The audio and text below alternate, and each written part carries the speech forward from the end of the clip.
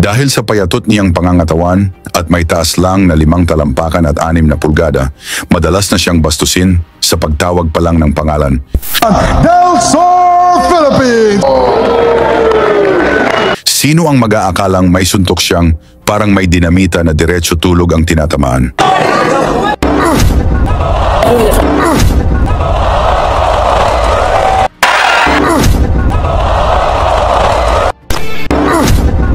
Usapang boxing, palitan ng mga malalakas na kamao. Dahil sa lakas ng kanyang mga suntok, kung saan bulagta, diretso tulog, at sinasakay pa sa ambulansya ang mga tinatamaan.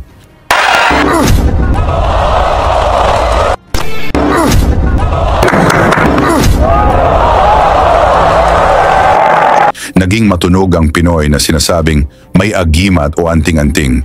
Ito ang tinatawag nilang delubyo ng Mindanao, si Ray Megrino, tubong Misamis Occidental. Dahil sa payatot niyang pangangatawan at may taas lang na 5 talampakan at 6 na pulgada, madalas na siyang bastusin sa pagtawag pa lang ng pangalan. Del Sur, Philippines! Sino ang mag-aakalang may suntok siyang parang may dinamita na diretso tulog ang tinatamaan? Sa sobrang lakas, umikot ang mga haka-haka. Kung ano ang misteryong nakatago sa payatot nitong pangangatawan, at may nakapagsabi na gumamit ito ng anting-anting. Unang ginulat ni Megrino ang Hong Kong nang patulugin niya ang Thai champion na si Aikarthit Kanyaprom sa loob lang ng 2 rounds. Parang tinumbang poste ito sa suntok ni Megrino nang isa ay bumagsak at hindi na nakabangon. Nagulat ang mga fans dahil knockout na yon. May nagsabi pa na mas malakas pa ito kay Manny Pacquiao dahil nagustuhan ito ng mga Chinese fans. Nagbigay sila ng malaking pera at muling pinabalik si Megrino sa Hong Kong. Dahil sa malaking halaga kumasa dito si Baba Rum. Dinala ang pinagmamalaking alaga ng Top Rank Promotions. Ito ang knockout artist na si Jason Tyson Putar-Butar. May kartadang 22 panalo at 20 dito ay tinapos niya sa knockouts. Mabilis, agresibo, malakas. Kaya tinatawag siyang Tyson dahil raw kapareho ang bagsik nito kay Mike Tyson. Kaya sa laban na ito, nasa ringside pa si Baba Rum para personal na makita ang kanyang future world champion. Ayon pa sa kanya, pang warm up lang daw si Megrino at dadalhin na si Tyson sa Amerika para sa mas malaking laban. Naganap ang sagupaan sa Convention and Exhibition Center, Hong Kong. Pag-umpisa ng round 1, todo pressure agad si Butar-Butar. Mabilis, sunod-sunod ang kombinasyon, gigil na gigil ipakita kay Baba Rum na handa na siya para mag-Amerika. Habang si Megrino tahimik, kalmado, nagbabasa ng galaw, naghihintay ng tamang tiyempo.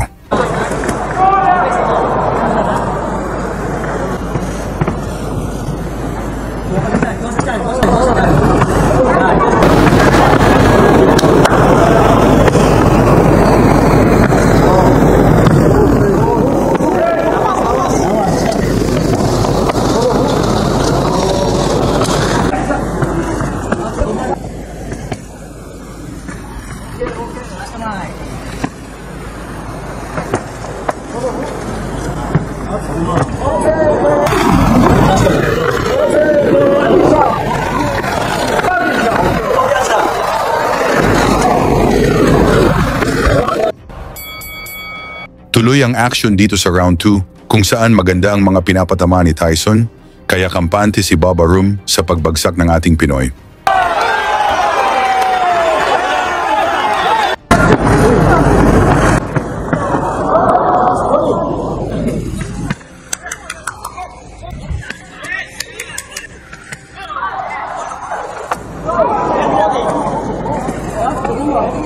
Sa round 3, nagkabaligtad na. Si Megrino na ang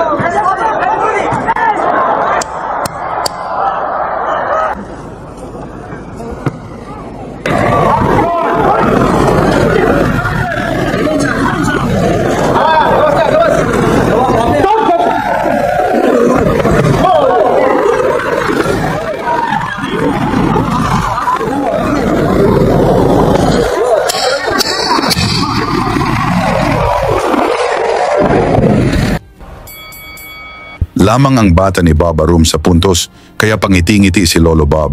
Kampanteng-kampante na manalo ang kanyang bata.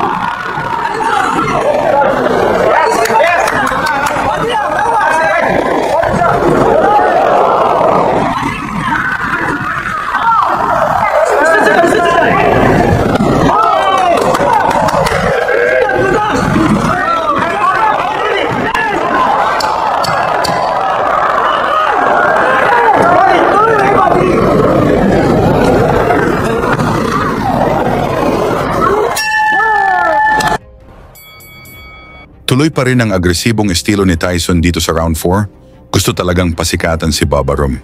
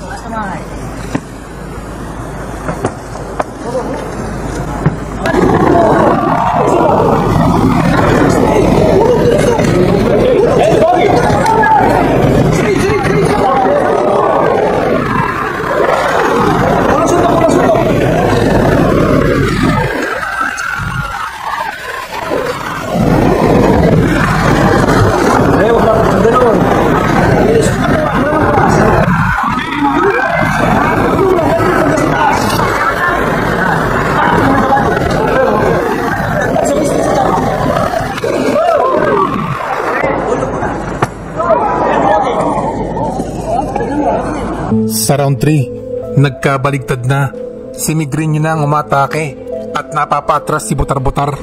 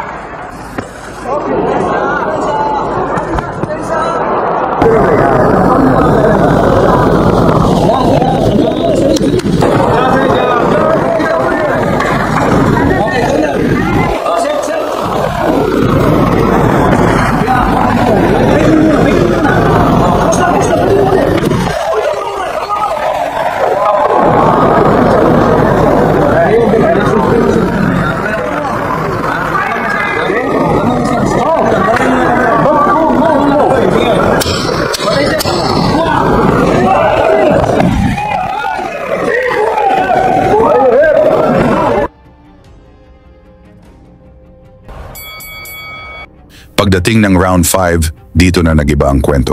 Nagising ang halimaw sa katawan ni Megrino.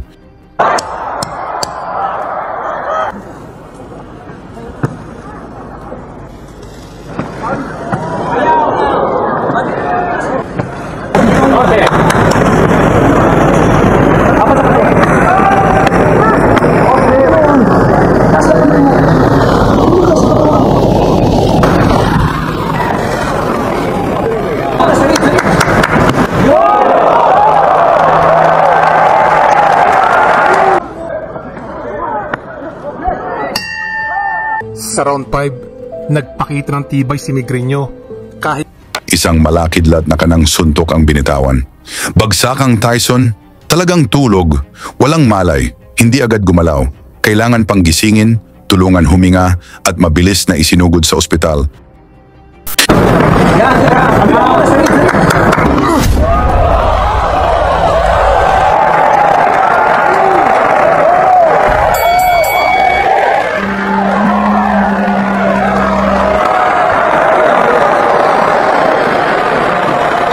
Nagulat ang buong venue.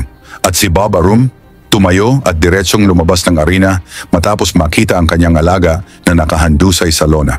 Isang brutal knockout win para kay Ray Megrino.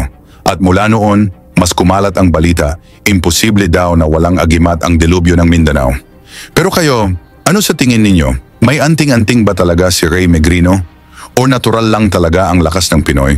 Pag-usapan na lang natin yan sa baba at isama na ang inyong lugar para alam natin saan umabot ang balitang ito. Lagi niyong sundan, huwag magpapahuli. Pag-usapan ni bakbakan, balita niya at laban. Mga Pinoy na di nagpapagapi. Salamat sa mga suporta na lagi nandyan.